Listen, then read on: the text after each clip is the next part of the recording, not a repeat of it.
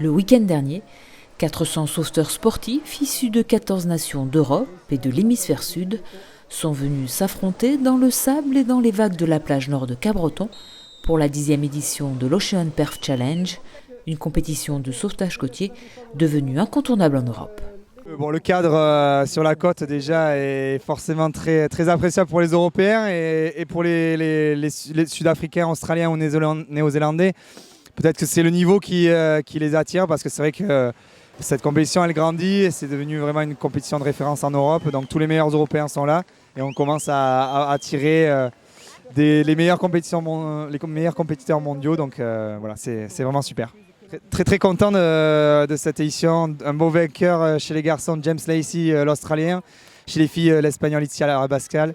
Et pareil sur le sable, deux beaux vainqueurs avec Maëlle Tissier, le Français, et la Sud-Africaine, la vice-championne du monde en titre, Mandy Maritz. Donc voilà, une très très belle édition.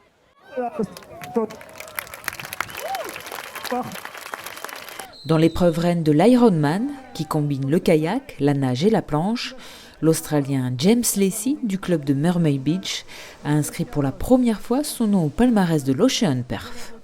I come from the Gold Coast in Australia and I'm here for 6 weeks for training, holidaying and just competing at the Ocean Perf Challenge. It is a really good competition.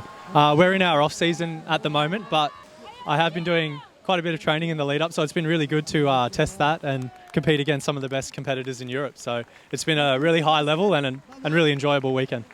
Chez les filles, l'Espagnol Itzia Rabascal remporte pour la seconde fois l'épreuve et avec ses coéquipiers, l'épreuve par nation. I am really happy to win the Ocean Perf, the Iron, because for me it's very important for the prepare the Europe.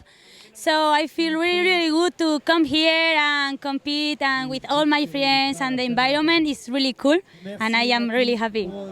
Ouais, c'était super bien, on a gagné. Ouais, c'est la première fois que se fait cette compétition pour nation. Mais ouais, ça va, ça a été super bien. C'est entre potes, c'est entre collègues, tous nous, ça a été super sympa. Ouais, nous aimons la France, nous aimons Cabreton, parce que c'est l'endroit de toute la France, les Landes, les Biarritz, les côtes de Basque, qu'il y a plus de niveau je crois dans l'Europe. Et c'est pour ça qu'on vient là tous pour entraîner, pour profiter des côtes françaises.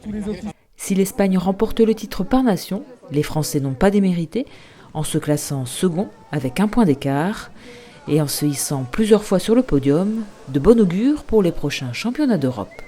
Ça nous permet de faire une compétition avec les gens qu'on va rencontrer sur cette compétition, donc des gens des pays d'Europe notamment. Voilà. Donc c'est une bonne préparation. Ouais.